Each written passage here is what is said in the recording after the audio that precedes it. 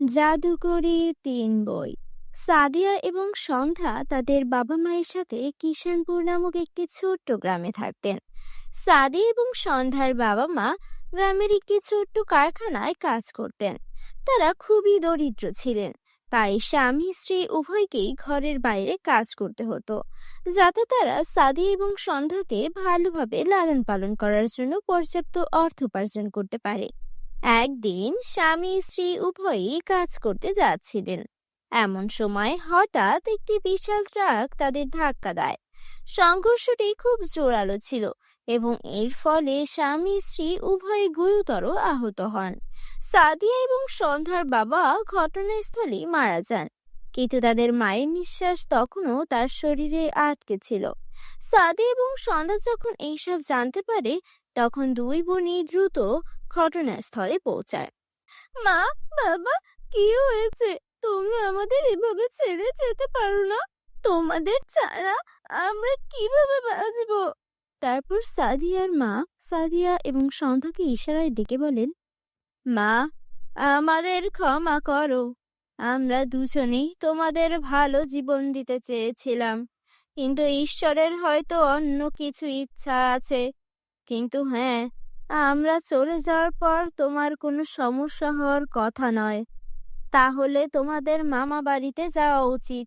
তোমাদের মামা খুব ভালো, তিনি তোমাদের ভালো যত্ন নেবেন। আমার আশীর্বাদ তোমাদের দুজনের সাথেই থাকবে। ঈশ্বর তোমাদের সব সময় সুখে রাখুন। এই বলে সাদিয়া এবং সন্ধ্যার মাও মারা যান। দুই বোনই তাদের ভাগ্যের জন্য অনেক কাঁদে এবং তারপর কোনোভাবে অন্যদের সাহায্যে তারা তাদের বাবা মায়ের শেষকৃত্য করে তাদের বাড়িতে আসে। বন্ধুরা, তোমরা যারা যারা গল্পটি দেখছো, তোমাদের নাম কমেন্ট বক্সে কমেন্ট করে জানাও, কারণ তোমাদের নাম দিয়েই তৈরি হবে আমাদের পরবর্তী কার্টুন ভিডিও। দিদি, কি হয়েছে? মা বাবা ছাড়া আমরা কিভাবে বাঁচবো? আমি যদি তাদের সাথে মারা যেতাম তাহলেই ভালো হতো। সন্ধ্যা মা চেয়েছিলেন আমাদের যেন চোখে জল না আসে, আমাদের যেন কোনো সমস্যা না হয়। তাই তাদের আত্মার শান্তির জন্য আমাদের খুশি থাকতে হবে এবং এখন আমাদের মামা বাড়ি যেতে হবে।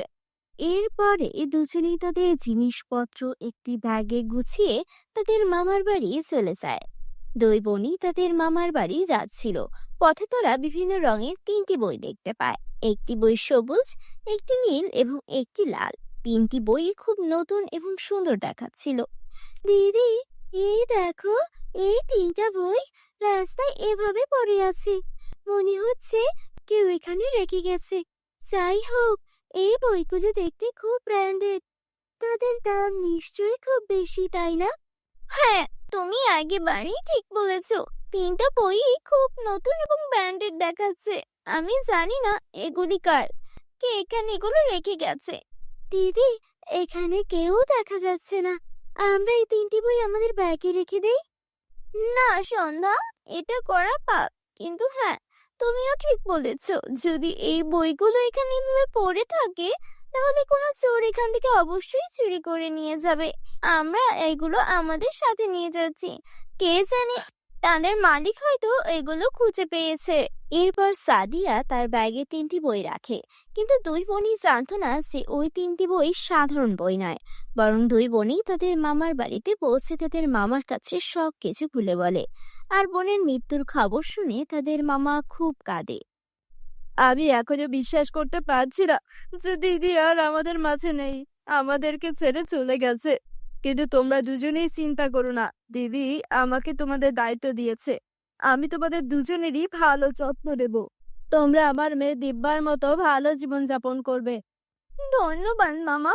হয়তো সেই কারণেই মা তোমাদের কাছে আমাকে আসতে বলেছিল। তারপর মামি বলেন, হ্যাঁ, তোমার মা তো মনে করেন যে এই বাড়িটি কোনো ঘর নয়, এটি এতিমখানা। তাই তিনি তোমাদের সবাইকে এখানে পাঠিয়েছেন। তোমার জিভ নিয়ন্ত্রণ করো। তুমি আমার মৃত বোনের কথা বলছো? আর হ্যাঁ, এখন থেকে সাদিয়া সন্ধ্যা এখানেই থাকবে। আমি কাল সন্ধ্যায় শহরে যাচ্ছি, কিন্তু তোমাকে তাদের দুজনেরই ভালো যত্ন নিতে হবে। আমি চাই না দিদি চলে যাওয়ার পর তাদের কোনো সমস্যা হোক। সেই সময় সাদিয়া সন্ধ্যার মামি অর্থাৎ মোহিনী কিছুই বলেন না, কিন্তু তার স্বামী চলে যাওয়ার পর তিনি দুই বোনকে তার ঘরে ডেকে বললেন, তোমরা দুজনই মনোযোগ দিয়ে শোনো। এটা কোনো এতিমখানা নয় যেখানে তোমরা মাথা উঁচু করে এসেছো। এখানে থাকতে চাইলে তোমাদের কাজ করতে হবে। তোমাদের দুই বোনকেই সকালের নাস্তা থেকে শুরু করে রাতের খাবার, কাপড়, বাসনপত্র এবং ঘর পরিষ্কার পরিচ্ছন্নতা পর্যন্ত ঘরের সমস্ত কাজ করতে হবে। তোমাদের দুই বোনকে রান্নাঘরে দেখাশোনা করতে হবে। সাদিয়া রান্না করবে আর ঘর পরিষ্কার করবে তোমার ছোট বোন। চিন্তা করো না মামি, আমি একাই সব কাজ পারবো। সন্ধ্যা এখনো ছোট, সে এত কাজ করতে পারবে না। সে ঘরের কাজকর্মও জানে না। সে খাবার খেতে জানে, ঠিক যেভাবে খায় সেও একইভাবে কাজ করবে। তাদের মামার স্বভাব দেখে দুই বোনই ভেবেছিল যে তারা ভালোভাবে জীবনযাপন করতে পারবে, কিন্তু যা হয় তার ঠিক বিপরীত। দুই বোনই ষাঁড়ের মতো কাজ শুরু করে। দিন শেষ হয় কিন্তু দুই বোনের কাজ শেষ হয় না। কাজ করার সময় সন্ধ্যা হাতে ফোসকা পড়ে। দিদি, দেখো আমার হাতে ফোসকা পড়েছে। চলো এখান থেকে চলে যাই দিদি, চলো ফিরে যাই, আমরা আমাদের বাড়িতে থাকবো। সন্ধ্যা, ওই বাড়িটা আমাদের নয় রে, ওই বাড়িটা ভাড়া বাড়ি। ওই বাড়িতে থাকতে হলে আমাদের ভাড়া দিতে হবে, যা আমাদের নেই, তাই বাধ্য হয়ে এখানেই থাকতে হবে। সারাদিন কাজ করার পর দুই বোনই ক্লান্ত হয়ে তাদের ঘরে যায়, যেখানে সাদিয়া সন্ধ্যাকে বসিয়ে মোহিনীর কাছে খাবার আনতে আসে। মামি, তুমি বলেছিলে সারাদিন কাজ করার পর তুমি আমাদের খাবার দেবে। আমরা দুজনেই খুব ক্ষুধার্ত। আমরা দুজনেই সকাল থেকে কিচ্ছু খাইনি। দয়া করে আমাদের খাবার দাও। এখানে অপেক্ষা কর, আমি এখনই দিচ্ছি। এই বলে মোহিনী রান্নাঘরে যায় এবং 2 দিনের পুরনো বাসি রুটি এবং একটি পেঁয়াজ নিয়ে আসে এবং দুই বোনের হাতে তুলে দেয়। মামি, এটা কি? তুমি কি দেখতে পাচ্ছ না এটা খাবার? কিন্তু মামি, এটা তো বাসি রুটি আর পেঁয়াজ। আমরা এটা কিভাবে খাবো? আর যাই হোক, সন্ধ্যা শুধু শুকনো খাবার কিনে খেতে পারে না। যদি তোমার কাছে সবজি না থাকে তাহলে আমাকে 1 গ্লাস স্যুপ দাও, আমি ওকে দুধের সাথে রুটি খাওয়াবো। তুমি কি মনে করো এই বাড়িটা একটা হোটেল? আমি তোমাকে দুধ, রুটি সবকিছু দেব। তোমাকে যা দেওয়া হবে তা খেয়েই তোমাদের বেঁচে থাকা উচিত। আর তোমার বোন কোনো রাজকন্যা নয়। বেচারা সাদিয়া আর কিছু বলে না। দিদি, এটা কেমন পশুর মতো খাবার? মামি সারাদিন আমাদের এত কাজ করিয়ে এটা খেতে দিল। আমার মনে হচ্ছে আমাদের ভাগ্য ফুরিয়ে গেছে, তাই আমাদের সাথে এই সব হচ্ছে। তারপর পথে পাওয়া বই থেকে একটা শব্দ ভেসে আসে, কিন্তু এখন তোমাদের ভাগ্য বদলে যাবে। আরে, এই শব্দ কোথা থেকে এলো? দুই বোনই পেছনে ফিরে তাকায় এবং তাদের পেছনে ওই 3টি জাদুর বই দেখতে পান। ভয় পেও না, আমরা 3 জনই জাদুর বই, যা তুমি রাস্তা থেকে তুলে এনেছিলে। আমরা 3 জনই তোমাকে সাহায্য করতে চাই। কি ধরনের সাহায্য? আমরা 3 জনই জাদুর বই এবং আমাদের 3 জনেরই আলাদা আলাদা ক্ষমতা আছে। যদি তুমি নীল বইটি খুঁজে পাও, যদি তুমি যে কোনো খাবার স্পর্শ করো এবং এটি সম্পর্কে চিন্তা করো, তাহলে তুমি সেই খাবার পাবে। আর যদি তুমি সবুজ বইটি স্পর্শ করো এবং যে কোনো পরিমাণ সম্পর্কে চিন্তা করো, তাহলে তুমি সেই পরিমাণ পাবে। আর যদি তুমি আমাকে স্পর্শ করো, তাহলে তুমি যাই ভাবো তার বিপরীত ঘটবে। তাই তোমাকে আমাকে সাবধানে ব্যবহার করতে হবে। এইসব শুনে উভয় বোনই খুব খুশি হয় এবং ওই 3টি জাদুর বইকে ধন্যবাদ জানায় এবং পেট ভরে খায়। পরের দিন সকালে দুই বোন মোহিনীর কাছে গিয়ে বলে, মামি, আমরা দুই বোনই এখান থেকে চলে যাওয়ার কথা ভেবেছি। আমরা দুই বোনই আর তোমার উপর বোঝা হতে চাই না।